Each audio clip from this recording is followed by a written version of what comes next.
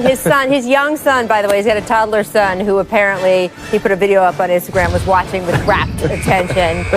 So even if you're a little Curry, you're impressed. And he will be able to shoot. And that kid will absolutely be able to shoot. Welcome to The Jump. I'm Rachel Nichols, joined by our resident coach, Mr. David Fizdale, and our NBA insider, Dave McMenamin, popping up from Venice Beach. I mean, he's got the best location of all of us, Fizz. We're all making mistakes here, except for Dave. Coming up, Kevin Durant played in an NBA game for the first time in a year and a half, and boy, did he look good. We will discuss his outlook for the season. First, though, let's start with his teammate, Kyrie Irving, who just moments ago, friends, spoke to the media for the first time. You will recall he was fined last week for failing to do his media obligations, which are, as I mentioned, in the CBA contract the players signed, when he said, "I do not talk to pawns." Apparently that has changed. Listen to Kyrie today. Well, like I said, the focus is on what's going on in the task here, my job. And I wanted to make sure that that was clear. There are no distractions, nothing about dispelling anything, nothing about going back and forth, nothing about calling out one person or another. Not even to refer to you guys as pawns, you know what I mean, or media. It's just really how I felt about the mistreatment of certain artists when we get to a certain platform, of when we make decisions within our lives, to have full control and ownership. We go through the rigorous season, we do everything we're asked to do, and we want to perform in a secure and protected space. And if I can't have my voice protected on this platform where I offer myself and my art, just inviting everyone to it, because this is what I've been blessed to do. And then you got a two-time MVP coaching you, man. I'm like, I think I got to take back my comments in terms of head coach back a few months ago. But it's just like, man, we have such a great synergy. Everyone feels like we're coaching one another to be better. So I'm grateful for that. Coach Fizz, what's your reaction when you see him there? Well, that's the right thing to say, obviously, to clarify. But at the end of the day, the media is just part of the deal. And especially in New York City, get used to it. I've lived it. And for the most part in New York, you have really big-time sports journalists. But you do have those writers who are sensationalists and want to poke at you and kind of tabloid it. And so I see how that can get annoying to a player at times. But you just kind of prepare yourself that that's what it's going to be. They're going to always be trying to pull at your threads, always trying to pull at your culture, especially in a big media market like that. And you're just going to have to find a common ground and a good level of respect to walk that line with them. Dave?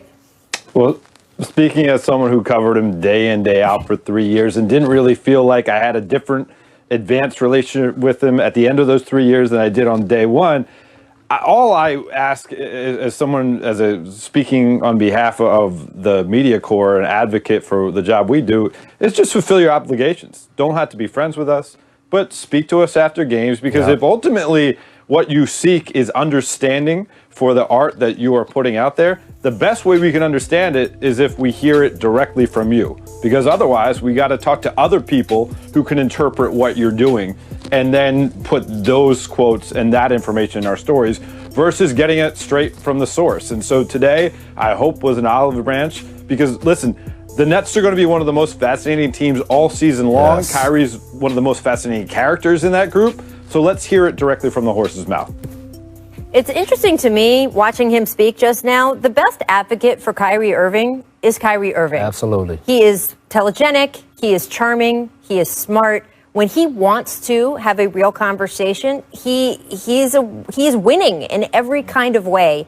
And he could be his own advocate in so many ways with the people that he feels are causing him distractions or taking away from him. He could actually be helpful in changing that. It's when he does the big Instagram sort of, broadcast treatises that I think allows people to sort of read into it. To Dave's point, I was also interested to hear him make his comment about Steve Nash saying, I got to take back what I said a few months ago. That was, of course, in reference to the podcast that he and Kevin Durant did together, where he said, one day he's going to be the coach, one day I'm going to be the coach. We're all going to be coaches.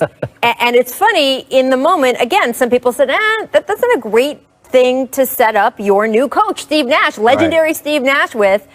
And he was upset that people were, quote, taking it out of context, or why do I live in this media world and all of that. Well, today he said himself, I got to take back what I said. Right. So clearly he knows now that was not the right thing to say. Yeah, and I just think that he's going to learn fast. They're going to have to put a nice little bubble over their team. Same thing we did in Miami. You know, don't say too much. You just give them enough. You don't let them in your locker room from the standpoint of information. Because the biggest issue they're going to have this year are people trying to tear them apart from the outside.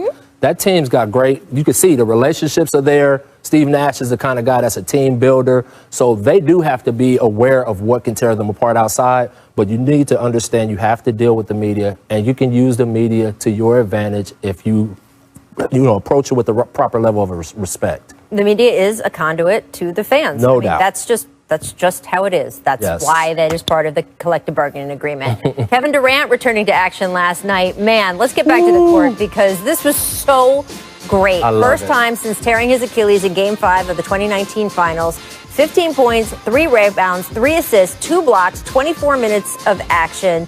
But most of all, Coach, he just looked like himself. Having fun. It looks great with having one of our superstars back on the court. It makes the league exciting and interesting. And the things I looked for were, how many times did he shoot inside the restricted area? 2 for 3 inside the paint. He was 5 for 6 from the free throw line, which means he is attacking, that he's putting pressure on that leg to do the things that is always done for him. And over the time that he plays this year, as his minutes grow, he'll get stronger. And I think playing next to a guy like Kyrie, who can really get him some easy buckets, is just going to allow him to progress at his own pace. Fizz, I love seeing KD play above the rim. 17 months after playing his last game in the finals, to be out there on the court and to show that level of elasticity is back in that leg of his, and obviously have the confidence to go for plays like that, shows me that he's progressed to a really strong level entering this season. And we've looked at guys in the past who've had the Achilles tear. Basically no one that I can recall that was at his type of level returned to that type of level. So he's trying to accomplish something that's unprecedented here. But certainly, I think part of the reason Kevin Durant hasn't had the best relationship with the fans and with the media is that maybe he hasn't gotten his proper due as being one of the greatest players of all time, and certainly one of the greatest of his generation.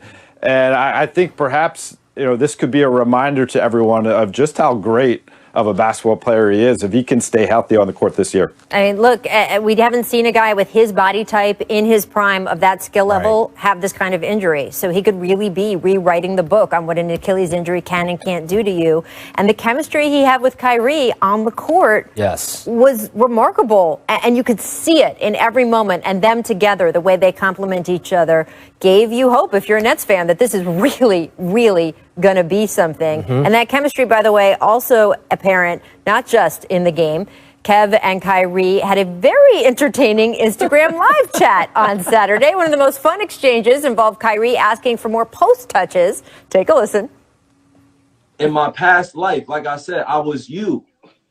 I was you. I was you. What you are now, that's what I'm up here. Same mentality. I'm getting to a spot. I'm raising up. I'm getting to a bucket. My footwork is impeccable. I have length. I'm able to shoot over top, hold the follow through, and I don't see people. Do you not feel the same way? I do sometimes, but I'm just saying I don't think that's good for the continuity of our offense if our point guard always want to be underneath the rim. You know what I'm saying? You know what? That can't come off. That can't come off. You get what I mean? I do. You're right. That can't come off like I'm trying to implement myself. Just okay. So what about? Yeah. So what about 7 post-ups instead of 8? I mean, we negotiated. I thought we was going to do 2.5 or 2.5 post-ups a game. The half one is like I throw you the ball in the post and you just throw it right back out to me. No, but I'm also saying I feel like every play down I have a mismatch, no matter who's in front of me. So I think that mentality mixed with having that post guard is a great balance, for our squad, for our offense. Yeah, we're going to see, though. I know my post-ups are negotiable, but I think 4.5 works, like 8. That what? We'll see. Dave, do I hear 5? Do I hear 6? Where are we going here? 3? What did you feel like watching these guys do this in real time?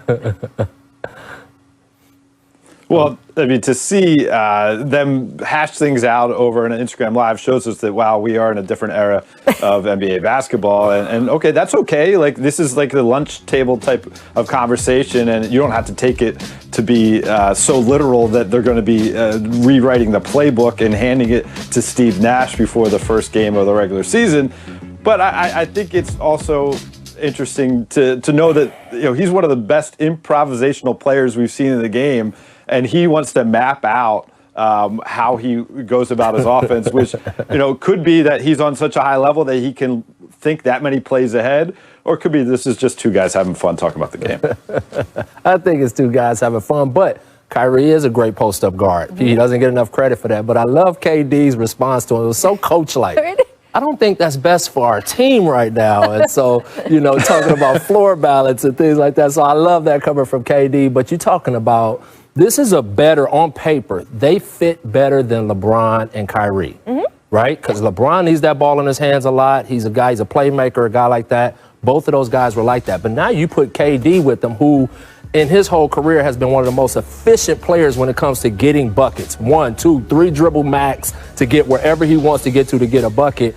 With Kyrie being that showman who can put it on the floor, do anything with the ball, I think they got so many options to play.